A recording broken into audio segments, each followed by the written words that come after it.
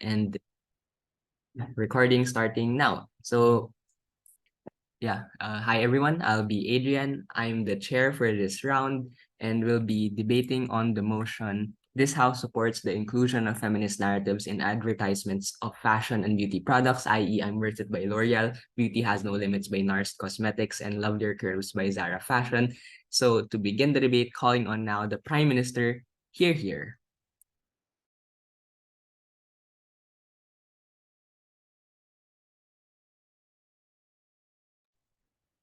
Can you hear me? Yep, you're audible. Okay. A very good afternoon to our honorable judge, loyal timekeeper, and worthy opponent. The topic our debate team is this house support the inclusion of feminist narrative in advertisement of fashion and beauty products. We agree with the definition of supporting feminism narrative. Feminist narrative refers to the representation and promotion of feminist principles, ideas, and perspectives in various forms of media, including advertisement. In the context of fashion and beauty product, it would involve incorporating themes that empower women, challenge gender stereotypes, advocate for gender equality, and celebrate women's achievement and diversity. This narrative aimed to highlight the importance of women's rights, social justice, and gender equality, promoting a more inclusive and empowering message for women and society as a whole. Advertisement of fashion and beauty products refers to the marketing and promotion of clothing, accessories, cosmetics, skincare, and other beauty-related items through various media channels such as television or social media. These advertisements are designed to attract consumers' attention, especially women, create brand awareness, and ultimately persuade people to purchase the featured fashion and beauty products. In this advertisement, companies often showcase their products in a visually appealing and aspirational manner, highlighting the benefits and unique selling points of their offerings. They may use models, celebrities, or influence, or sometimes they start a challenge such as be strong to target the audience. The goal is to create a positive association between the brand and its product, thereby driving sales and building a loyal customer base. As the first speaker, I will talk about target audience and brand image. My speaker will talk about the product, the positive impact of feminism on cosmetic and fashion product. My third speaker will agree the affirmative cases and sum up our team cases. My first point is target audience. The target audience refers to specific group of individuals and consumers that a company or organization aim to reach and engage with through its products or marketing efforts. Identifying and understanding the target audience is crucial and effective marketing because it helps tailor message and advertising campaigns to resonate with the needs, preference, and interests of their intended customer. The company may believe that their target audience is not receptive to feminist narratives or may prefer a more traditional approach to advertising. My second point is brand image. Brand image refers to perception, reputation, and overall impression that consumers have of a particular brand. It is the collective mental picture that people form about a brand based on their experiences, interaction, and exposures to the brand products, services, marketing, and communication efforts. Brand image plays a crucial role in influencing consumer behavior and purchase decision. A strong and positive brand image is essential for a company's success as it can build trust and credibility and create a brand loyalty. The company may have a specific brand image they want to maintain, and they believe that feminist narratives may align with that image. They will not be concerned that associating with certain social or political causes might polarize their customer base that will or will not lead to negative publicity. In conclusion, this house supports the inclusion of feminist narrative in advertisement of fashion and beauty products. My speech is done. Thank you. Thank you so much, Prime Minister, calling in our leader of the opposition to open up the opposition case. Here. Okay, am I audible? Yep, you're here and audible. All right, so starting my speech in 3, 2, 1. So as leader of opposition for this, I'll start with a few rebuttals and then give my own points and characterization for this debate. And yeah, that's about it. And all that jazz. Okay, so to begin with, right? PM states that it like empowers women, it makes the company have better advertisement, have better revenue, all that. But in my speech, I will tell you why that is not true, and it actually drives something much worse by using these toxic narratives. And also in PM speech, they also gave a lack of mechanization towards their claims, right? Never really stated like why specifically this would better their brand image, why it would have a more positive impact towards their products, right? And all that. So basically, to begin with my points, would be that this is a pretty toxic narrative towards women, right? Because when these brands, they drive this feminist narrative, it like it's like a way of like motivating people, like L'Oreal's I'm worth it, and like beauty has no limit, like it's so motivating, but like it's almost it feels fake, like these companies, they only do this like as a way to look good almost, like it feels that way. Like they use these feminist movements mostly as an advertisement. They only do it so that they can gain more revenue, which it's honestly not that good, because like they use this narrative to help motivate people, but then when people do not feel the effects of that, like after they use the makeup, they don't feel very motivated, they don't feel like what the ads have stated, they end up becoming even more demotivated, even more yeah, they end up not when they don't feel those effects, they end up becoming more demotivated than they would have when they have seen those ads, right? Because like when people look at these ads, they always use these like professional models, people who are very aesthetically pleasing, and like they see like, oh, these products, they look like, it's a way to, these companies use this as a way to like promote equality, but it's just a way for them to like promote their products, almost not actually what the feminist movements are trying to do, right? Like people end up buying these products without knowing if it actually works for them or not, right? And my second point would be that what in PM speech, they say that, they characterize it as the advertisement, they show how these products work, they show if they work for you or not. But then I have to say, like, these companies, they can be so distracted with this feminist narratives, like because like, it gains them good money.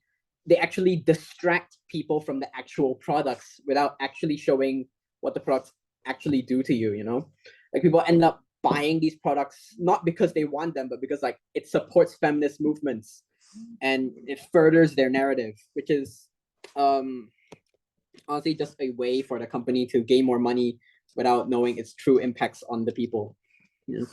It also gives them like an excuse to sell worse products. They use these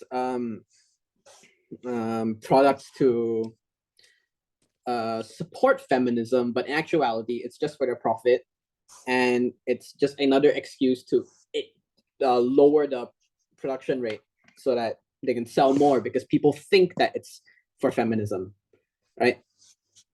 And that is just looking at their best case. That is looking like if these companies are successful in selling, these companies can stand and people support the movements, it ends up not being very effective. And what my what like because like currently in status quo, like because more companies are doing this narrative, they end up encouraging other companies to use these feminist narratives and ad campaigns, and it just creates a world where people are just copying each other without knowing what impacts that these feminist movements have on people. Actually, these companies, yeah. So other than that, the companies also do things like feminist washing. Take something like greenwashing, for example. These companies, they make it seem like they're being environmentally friendly, but in actuality they're not, so that people will buy their products.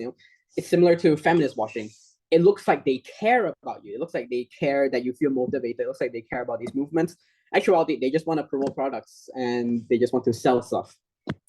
And with that, side with opposition. Thank you. Thank you so much, Leader of the Opposition. Calling on now Deputy Prime Minister to extend the government case. Here.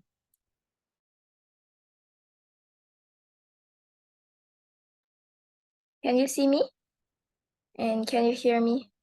Yup, you're both visible and audible. Okay. Good afternoon to the Honorable Judges and Timekeeper. The topic of our debate is this House supports the inclusion of feminist narratives in advertisement of fashion and beauty products. We, the government team, strongly believe that this statement is true.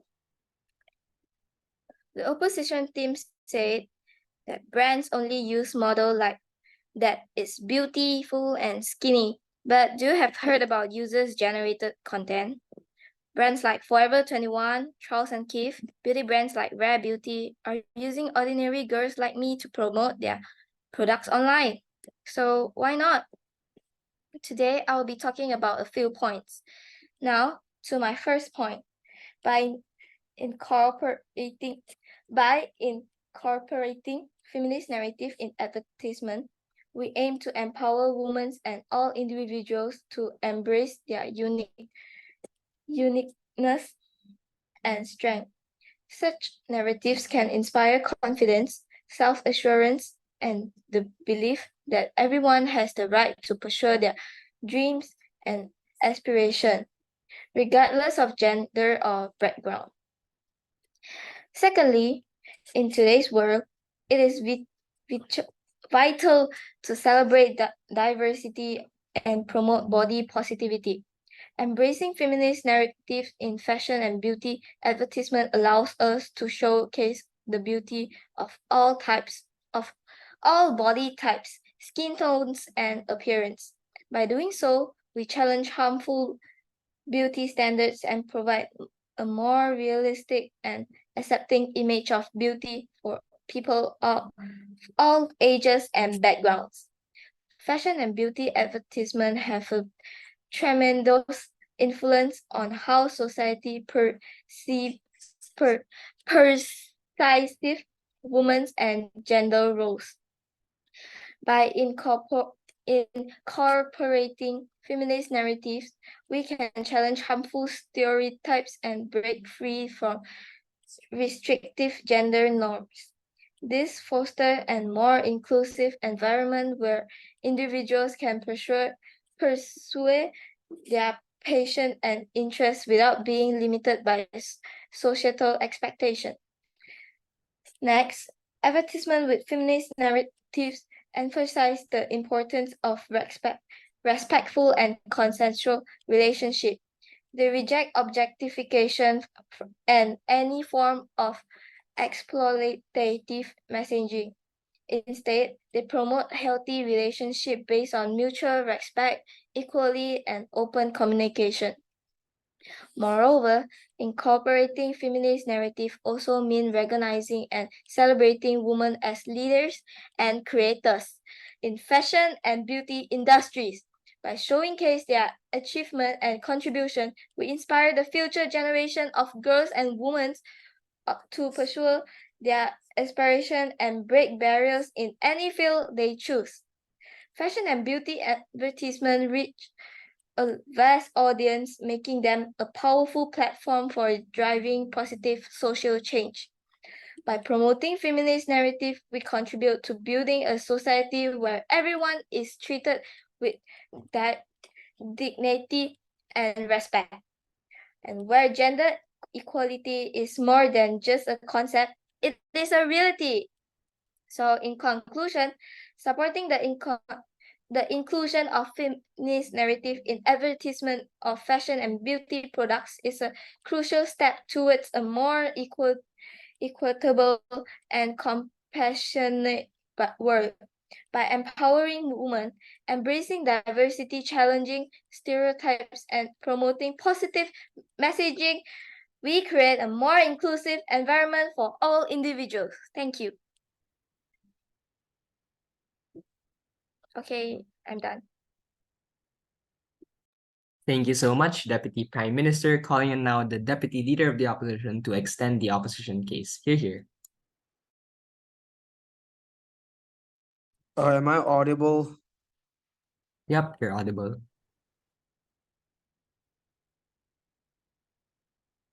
Okay, so speech starting in 3, 2, 1. Okay, so moving on to my rebuttals. Just now, the PM say that by using feminist narratives in advertisements, we can promote beauty, but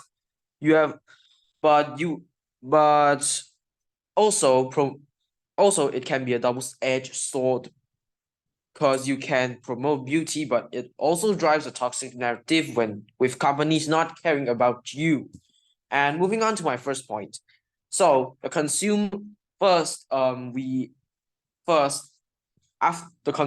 after if we use feminist narratives in advertisements, our consumers will after the consumers watch the ads, they want to be as hot as the girls in the ads. So they just buy beauty products, but they don't know are those products are suitable for them or not. This will cause the consumers waste of their money or damage of their body. And second point, companies engaged in feminist washing may use symbols or social media campaigns that involve feminist themes, but these efforts might lack substance or meaningful actions. The primary aim is to improve the brand's image and appeal to consumers who prioritize gender equality and social justice in their purchasing decisions. And without that, I ended my speech. Thank you so much, Deputy Leader of the Opposition. Calling on now Government Whip to extend the government case. Here. Can you hear me? Okay. Yep, sure. I'm Speaker 3, and I'm going to do a little bit more further information of what Speaker 2 has said. Just now I heard that the opposition team of Speaker 2 has said that it does not have gender equality if we have feminism in fashion or cosmetic product. Gender equality, in how do you define that gender equality? Because I know that for sure feminism there has a lot of definition of feminism. Feminism has the advocacy of women's right on the basis of the equality of sexes. I don't think that feminism has always said that they wanted to gain gender equality. And also, I would like to speak about the positive impacts of feminism on cosmetic and fashion products. First of all, you said that feminism on fashion and cosmetic product does not promote body positivity. Then why do we have lots of TikTokers or YouTubers that post themselves in a video on the social media making a body positivity challenges? Sure, body positivity creates more toxic environment for people who has low self-esteem, but feminism has challenged the narrow beauty standards, growing movement towards body positivity, and also they celebrate all diverse of body types. And also brand features diverse model in their campaigns. So the last time, if I'm not mistaken, right, we know that Victoria's Secret, the industry has always promote like skinny models, skinny woman. They must have a long legs, unrealistic body beauty standards, right? But now in 2023, we have lots of model who are fat, skinny, long. They have all diverse of body, skin, body colors, and body types. And I believe that feminism through cosmetic and fashion product, right? They can promote empowerment through clothing because we know that but because we know that fashion is a platform to promote your fashion style, a fashion sense to the community, right? But I feel like through promoting empowerment, it can showcase the women's strengths and their resilience. And also it can marginalize the community to assert their identities to challenge stereotypes. So back then we always know that women must dress properly. We must wear long skirts, long dress to cover up our bodies. But right now, I feel like feminism has encouraged more women to, express themselves more freely, dress whatever they want. It's not that fashion has fetishized feminism for commercial gain. I believe that in feminism, right, those women who support feminism, they have fashion and cosmetic isn't for them to become more feminist, it's but to become more comfortable in whatever they wear, however they feel like. And also I think that feminism has fostered community and support because of this women have uplift and come together each other and also start collaborative efforts, initiative to support emerging designers and workers in the fashion supply chain. So I believe that in this COVID-19, there's a lot of women who have started their small business at home, starting to earn some money. And I see a lot of support on TikTok that support all these small business women. And it's also a representation in advertising. Feminists call for more authentic and diverse representation in cosmetic advertising. And last, I think that we have to support women-owned business growing interest in supporting female entrepreneurs. So I do believe that feminism in fashion and cosmetic products, they do not have the inclusion in it. So my speech here is done. Is there any POI?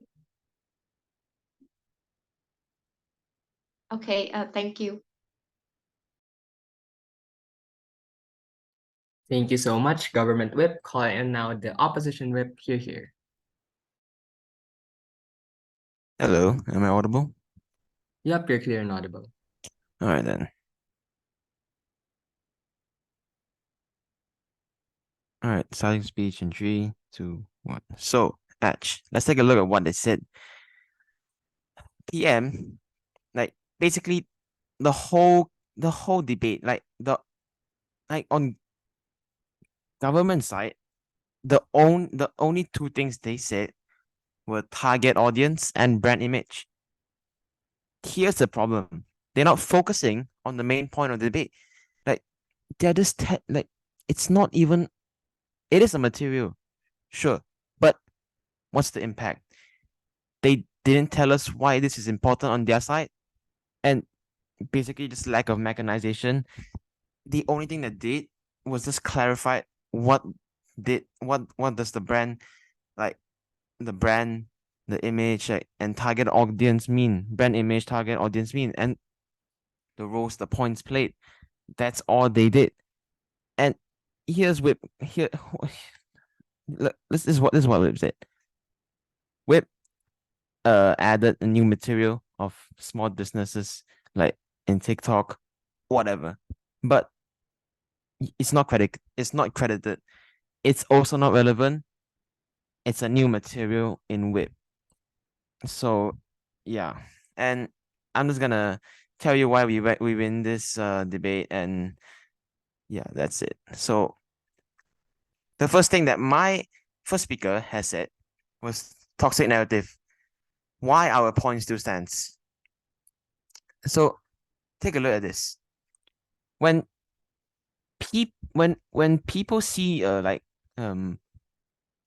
woman, hot girls, like their thoughts will be like, oh, I want to be like her. And here's the funny thing. They would buy the products without even knowing what it works for them. Like, of course, they will like ask like the seller, like, what does it do to you? But it doesn't really like you're buying the product for the box.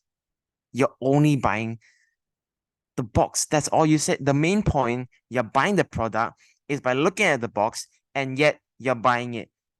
That's the main point. And when they lose and when they don't feel confident after like all these like makeups, and they will lose this trust in the company themselves. And here's the thing, that there's two views to talk about: feminist and the company.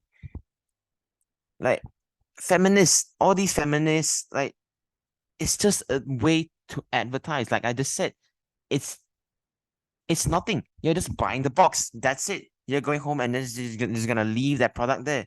You're gonna use it, and it's like, I wasted my money on this. I should have used this money. Excuse me, POI.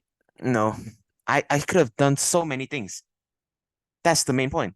And the second view to talk about is the company itself. Like the companies are finding like, all right, companies, they want to earn money. They don't actually care about all these like feminist movements or whatever, because they're using this for a period of time just to get more sales revenue for their company only. What, like, yeah. After a period of time, they're not gonna care about it. And moving on to yeah, companies like feminist washing. Like feminist washing is just the same thing like greenwashing, looking like they're very clean. Oh, like I'm gonna buy these products. It's so good, these products, but in reality, they don't. And they just use feminists to just to promote products, like my first speaker had said. And let's look at the worst case scenario. Have you Potential not bought a Fendi foundation? you need a POI. Can you not? Hello, you need a POI? Okay, sorry. Your teammate says brands don't care about don't care and they only want to sell their products. But how about brands like Fenty Beauty who provides a wide selection of foundation and beauty products for every woman of color, like Shein and H&M are making more size from 7XS to 7XL. How is that using feminist narrative in advertisement are only for the brand? I'm sorry, can you repeat that? What's 7XL, 7XS? 7XS to 7XL. Yeah, can you repeat your POI, please? Okay, your teammate says brand don't care and they only want to sell their products. But how about brands like Fenty Beauty who provides a wide selection of foundation and beauty products for every woman of color? And next, brands like Shein and H&M are making more size from 7XS to 7XL. How is that? Using feminist narrative in advertisement are only for the brand. We're feminism here. Why are you talking about like white selection? We're talking about feminism. Why are you talking about white selection? They are using models for promoting their You 7XL. um Do you think they are hot? please remember to POI. Please, you can't just interrupt like that. Okay, sorry. Like I've said, like we're not. It's only these beauty products. Why are you bringing all this Shein? Why are you all the like you're bringing stuff like it's 10 kilometers away from the debate? We're debating about all these POI. products. No, Shein we're is debate. No, we're debating about all these products. That's the main point of the debate. All right, not all these white selections, 7XS. What? It's far away from the debate. Why are you debating about this? All right, then moving on to best case scenario, product like as my first speaker has said. Never mind. I'll just end the debate. Side with Thank you so much, Opposition Whip. Calling on now the opposition reply to end the opposition case. Here. Okay, hi. So starting my speech in 3, 2, 1. So basically throughout this entire debate, right? It is a very poorly engaged debate, in my opinion. Like, especially on government's side. They basically only gave one-liners about why our side is worse, and then they just went on with their whole case without ever engaging in any of their points. It's like as though they were living in their own world and they were just debating by themselves and only like barely talking about our points, right? But at the same time, the points that they said were almost completely irrelevant, right, in this debate. And plus, in my whip speech, they were bombarding us for no reason at all. They never even announced their POIs. And the POI that they gave is also irrelevant to this debate, right? It's about whether or not you should include this feminist narratives and like how it would help women, but then talk about these like different sizes, how like smaller creators can help, how these companies might actually care. But then all of our points still hold up. They barely engaged at all, almost everything that we have said before holds up. And I feel like it impacts more because we said how it demotivates women further. We say how that these companies face a lot of backlash. You know, it's a double-edged sword. Yeah, women can feel better for themselves, but then if they don't, what happens? They lose trust. These companies don't earn money. People don't like them anymore. They only see that these companies are using feminism as a weapon for themselves, and then they don't buy the products anymore. The company goes to waste. Right? We've been saying that throughout our whole debate. We've been saying why feminism is not an effective way of advertising and why it may be worse for the company. But then Gov's whole case is basically just like nothing, honestly. It barely contributed to this debate, and they barely engaged with us in the first place. So, other than that, I end my reply speech. Thank you. Side with opposition.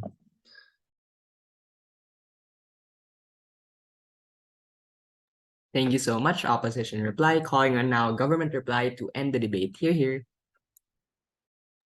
Okay. Okay, here. Can you hear me? Yep, you're clear and audible.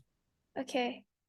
In conclusion, this house strongly supports the inclusion of feminist narrative because do you guys actually know what is beauty products?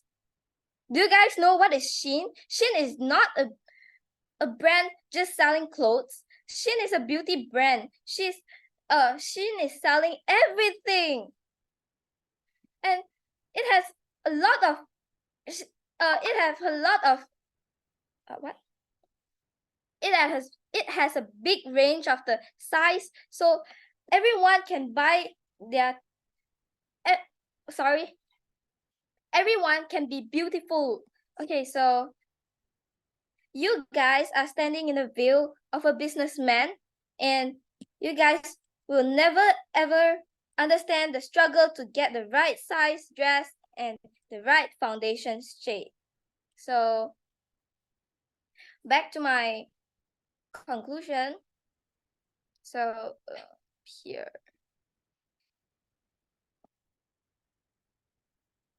In a diverse society, consumers have very preference and beliefs. Proponents of the opposing stance. We emphasize the importance of respecting consumers' choice. Some individuals may prefer advertising that align with traditional values, and it is essential to cater to their to their preference without alienating them.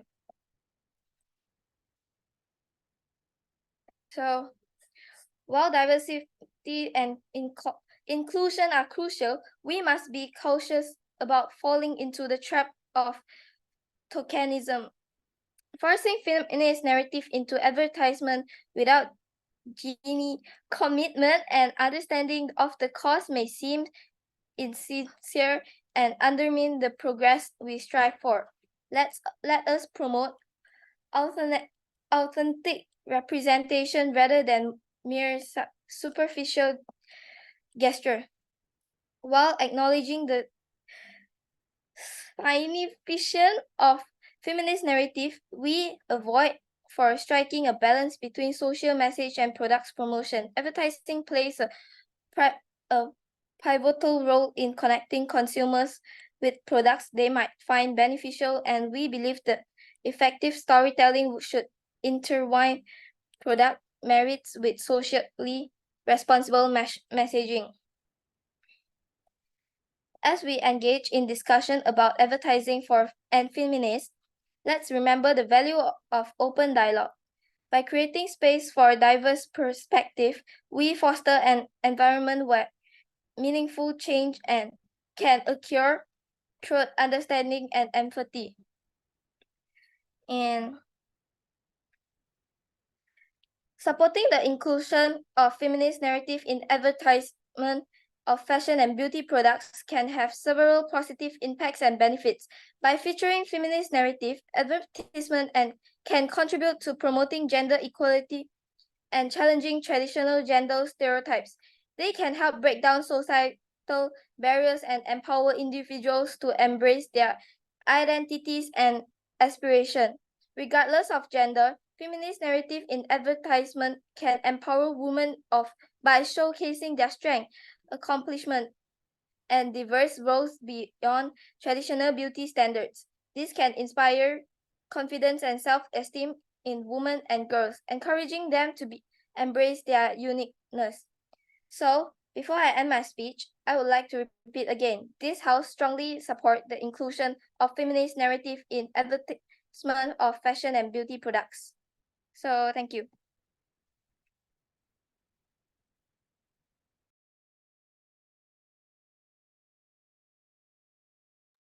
Thank you so much, government reply. Debaters, you may now cross the house. Since this is a silent round, there will be no oral adjudication. So good luck in the break announcements later. Thank you so much, everyone.